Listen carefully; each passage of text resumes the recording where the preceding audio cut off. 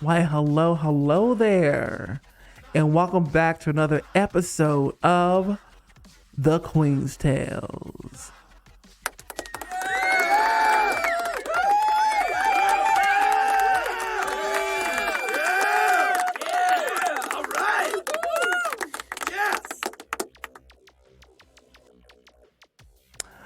Joined by me is my special guest for every episode,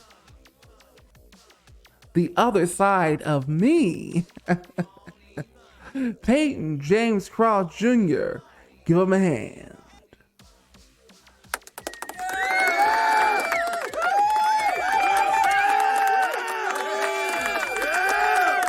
Yes. For those of you who are new here, this is a faux podcast, okay? I'm not actually talking to anybody, so I basically act like I have a twin brother, a split personality, which I have many of them. But anyway, we are dealing with two identities here.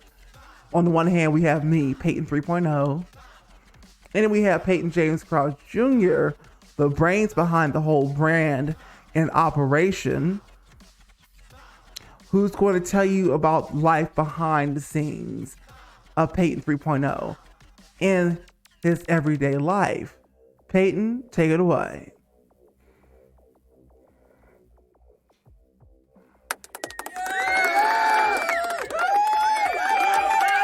Thank you. All right. Yes. So, I wanted to kind of pick up where I left off before, where I actually left the Cosmopolitan of Las Vegas and I went over to the new hotel, which is opening up on the 13th. Hopefully y'all come out to Vegas on that day to stay at the wonderful resort that it is. Still currently now under construction. They're trying to get the final touches. But I moved over to the Fontainebleau as a fitness and wellness attendant and informer. Oh, okay. Tell us more, Peyton. Yes. So, they have us. I passed 2 interviews to get this, and I was applying for everything there because I wanted to get myself in the door. Okay.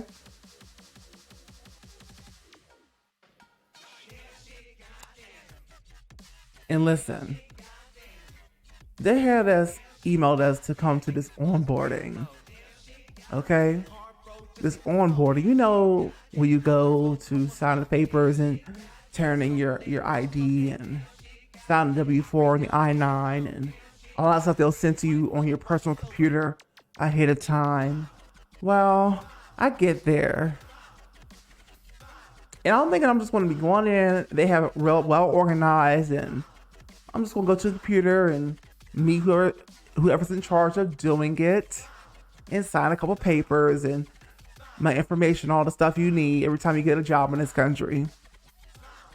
I'm in America, by the way, for those of you who don't know, who are new to this podcast or this faux-cast, okay? We're just poking a little fun at people who on this new podcast wave that people seem to be on.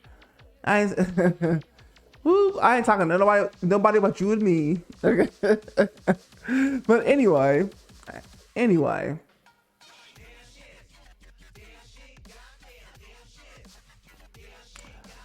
I get into this room, meet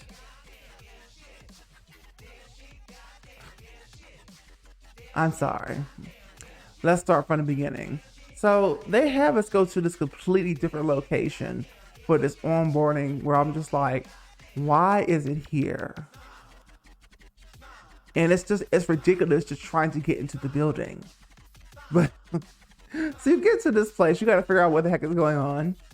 Then you get up to the floor where the onboarding is, and it's this big old room with people sitting in chairs. Cause this is like the grand opening. We're like the first employees of this hotel or this resort in Vegas. So people are sitting down, and she's like, "There's a line." I'm like, "Oh, there's a line?"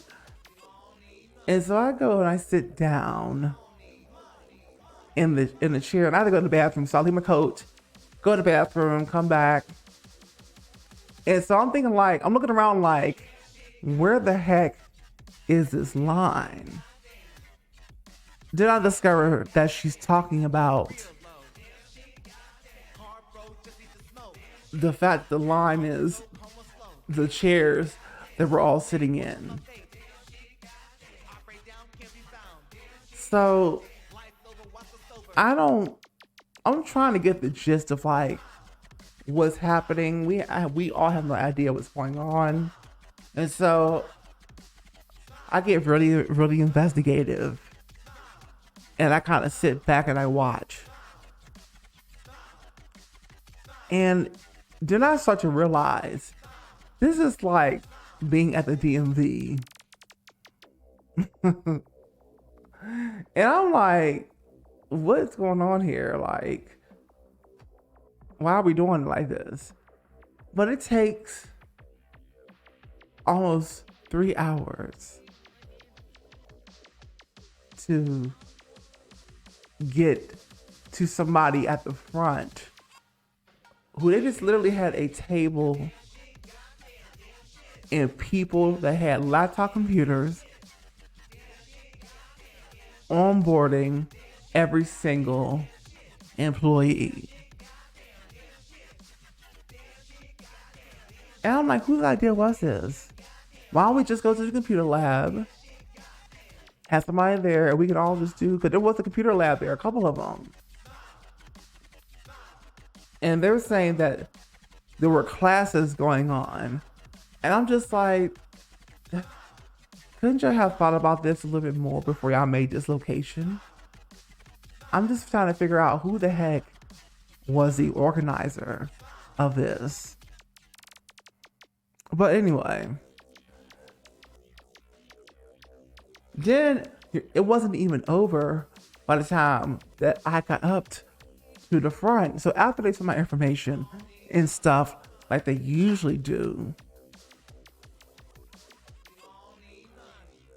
it wasn't even over. They had a whole checklist of things for me to do, and I was there for 3 hours already. And they were saying that it was going to last for 3 hours anyway. It ended up lasting 6 hours for me, including for some of the people that were before me.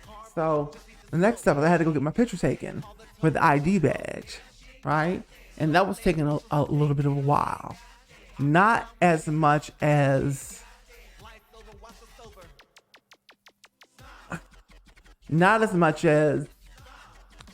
sitting in line to onboard, apparently, but it was a while before the picture could be taken.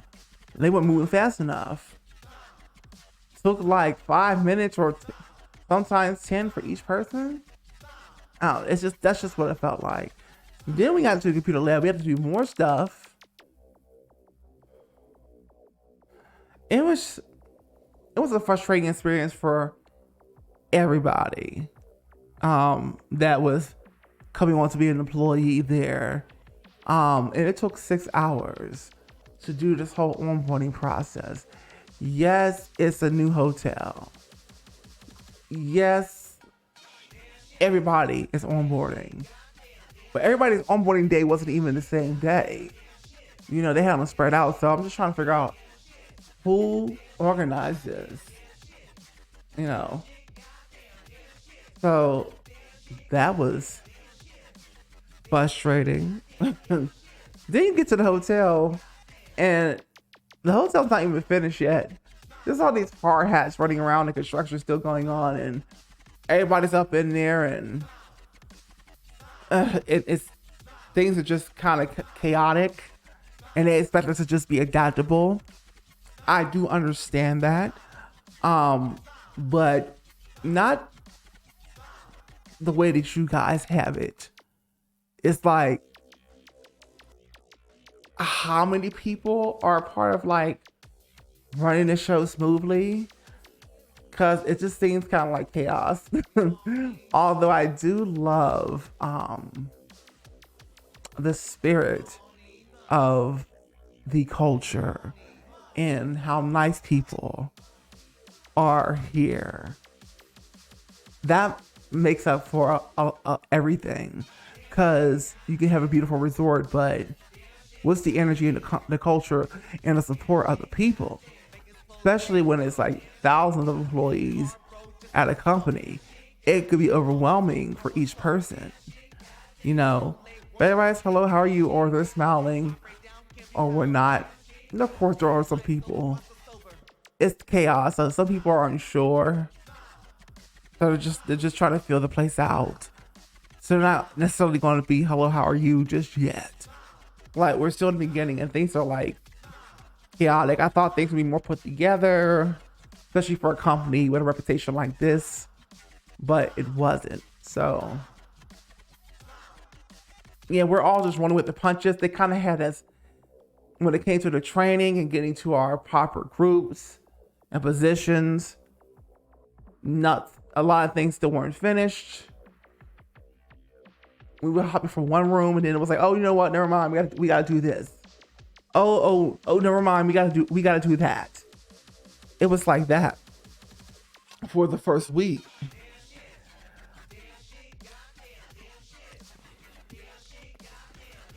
Not to say in the bigger scheme of things that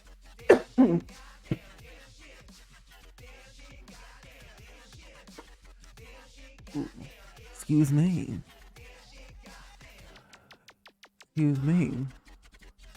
Anyway,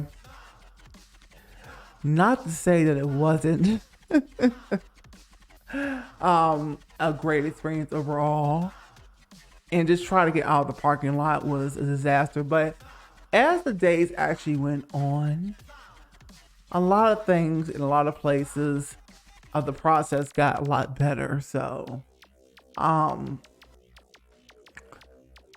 still really excited to start at this company, this resort in Vegas. Yes. And yeah, the Fontainebleau is opening and I feel like I made the right jump, getting away from a very toxic situation. And just hoping that this is worth the risk that I took to come here, because I surely couldn't stay there.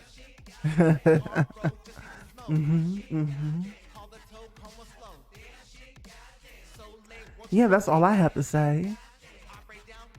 Well, let's give it up for Peyton James Crouch Jr., folks.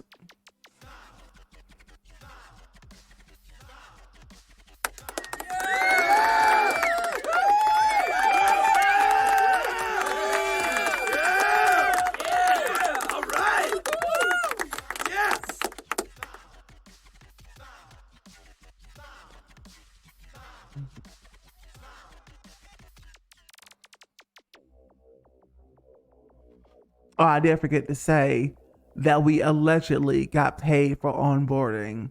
So that's the good part. We allegedly got paid, because I was texting the boss the whole time. Let her know what's going on. And I said, are we getting paid for this? She said, yes. I know, that's right. You better be getting paid. You better be getting paid. All right. So, and here's the crazy part. We get paid weekly. And no resort does that. Most resorts follow the basic bi-weekly, so we get paid weekly. So, not that like I care about getting paid weekly, because it's not like I'm a broke bitch, okay? Because my bank don't sit on zero ever. Because I'm a financially literate queen, okay? But anyway, we gonna get to these social medias.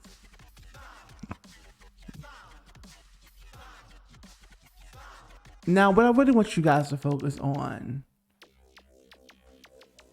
and that's really for the people, I'm sorry, that are electronic dance music fans. If you're not electronic dance music fans, I don't recommend following my social medias. Just stay right here for more Queen's Tales. More episodes will be at the end of this episode for the whole series so far. What I really want you to focus on is getting on the email list at Peyton30.com. That's Peyton30.com. On there, you will find the button that says get free songs. Put your email in, your phone number if you feel comfortable. And as a gift from me to you, Merry Christmas, Happy Holidays. Get 3 free unreleased EDM bangers, okay, for the EDM vocal sorcerer. Well, I thank you so much for being here today, and I'll see you on another episode of The Queen's Tales. Bye-bye.